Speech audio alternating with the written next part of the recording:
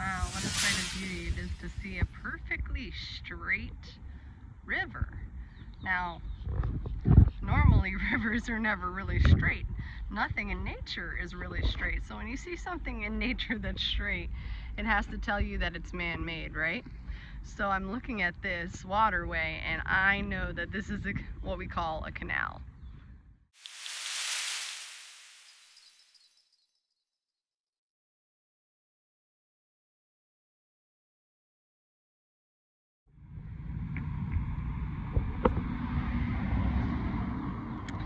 It was in the early 1900s that Governor Napoleon Bonaparte Broward, yes, our county is actually named after Governor Napoleon Bonaparte Broward. He was the man who said, let's drain the Everglades. So what he decided to do was he hired the Army Corps of Engineers to take large machines and basically make cuts throughout the ecosystem that were nice and straight. And these are now known as canals. They filled up with water. And they actually drain the Everglades a lot more than what it once used to be filled with water.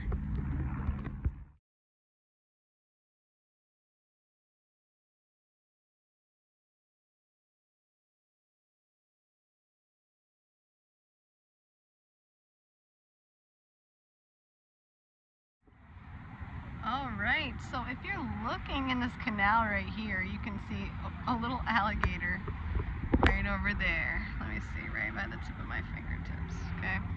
So right over in that general area. He's looking pretty small, remembering that 1 inch of the alligator's nose to eyes is equal to 1 foot of the total length of the alligator.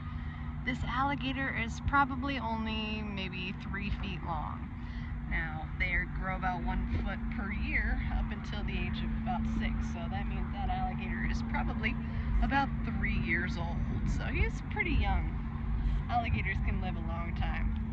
Ooh, also if I'm looking at the canal over here, I can see another alligator that's much larger. Can you spot him?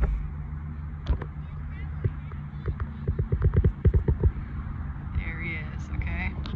This alligator's looking like a 5-foot alligator, so he could be 5 years old, maybe between 5 and 6. Oh my gosh, and actually, if I'm looking right in front of me, I'm seeing another one too that just popped up, and you can see he's swimming towards the cattails, and there's a piece of garbage over there too. So it looks like the alligators are certainly out today. I'm seeing 3 of them right here. 1.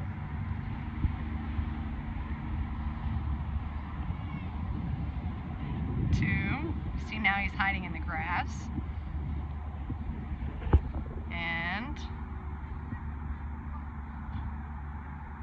3, the last one is also hiding in the grass over there.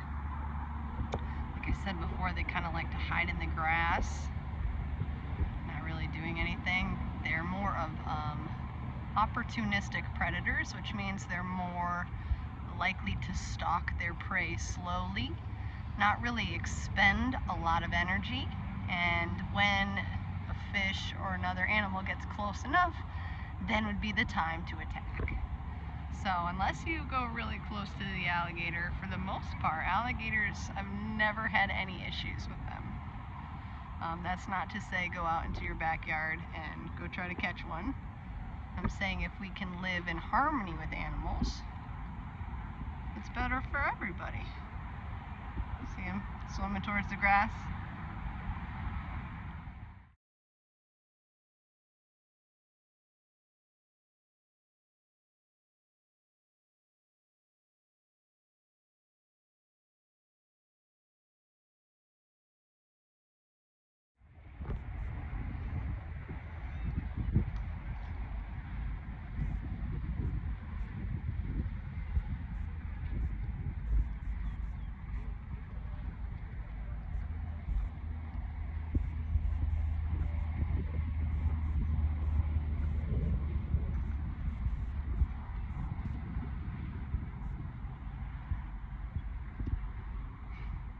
Usually when you see gators, this is pretty much how they look. They're just kind of hanging out in the water. They're some of the chillest animals, I think. Just like the most relaxed little water puppies. I don't know, they're just so cute. being black really allows the alligator to blend in with the dark waters here in the Everglades. In some cases they blend in so well, you can hardly see them.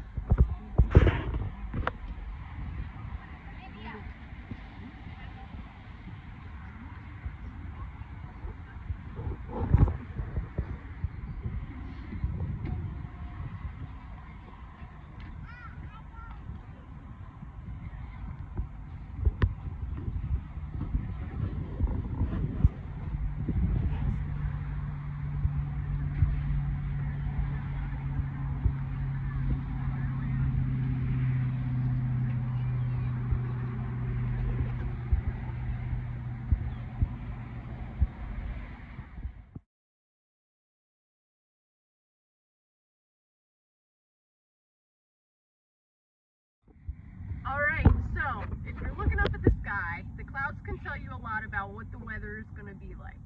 So interestingly here, we just pulled off the road and I'm seeing two really different types of clouds. So if I'm looking over off this side, you see those nice big puffy, fluffy clouds that are directly over the electricity wires. Those are called cumulus clouds. And those clouds mean that probably for the next 6 hours or so, we're going to have really nice weather. If I'm looking off on this side of the road, though, I see these really dark, thick, gray, and even black layer of clouds. These types of clouds are called cumulonimbus clouds, and they're known as the storm clouds. Whenever you see these types of clouds, you know that it's probably going to rain at any minute. So being where we're at right here, kind of in the middle, it kind of all depends on which way the wind blows. And remember that the wind, it can change at any time. So depending which way the wind blows, we may have really nice weather, or we might get a storm coming this way. So if you know what types of clouds are in the sky, you can kind of predict the weather.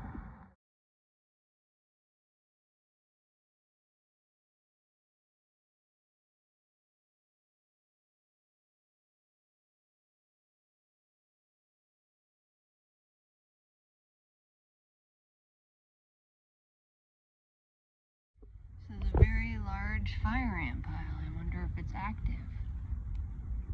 Oh, yes. It seems to be. You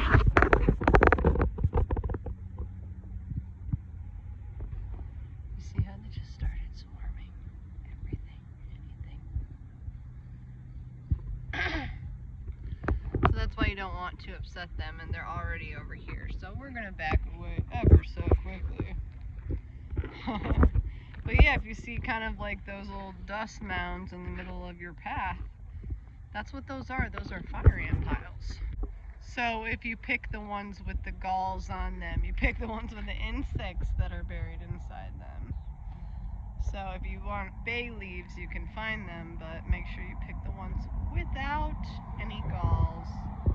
So this one looks pretty good. I like to add these to my soup.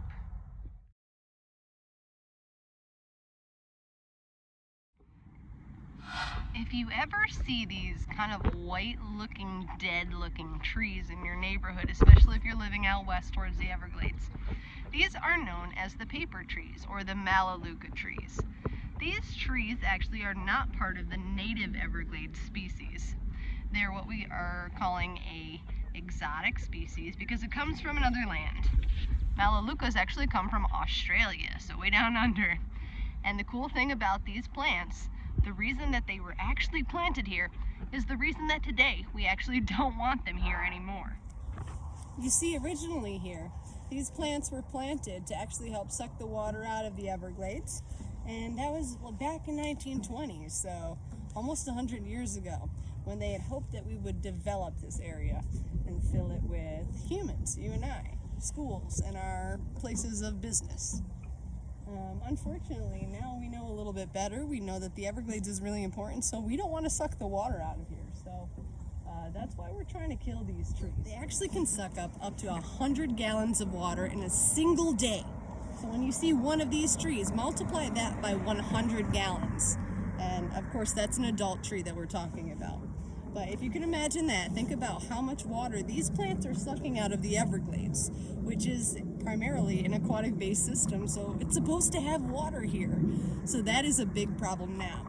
Now, these trees are super resilient, so they last a long time out here. So, for example, if you try to burn these trees down, they'll release their seeds all at once. If you try to cut these trees down, they'll do the same thing. So what they're actually doing is they're doing something where they scar the bottom of the trees. They basically cut into the layers around the bottom of the tree near the roots, and they kind of put a bit of poison, and they kind of poison these trees slowly over time so that they don't really know that they're dying, or else they would spit out more seeds and hundreds and hundreds of more of these trees would grow. So it's kind of a little bit difficult to remedy the situations of the past.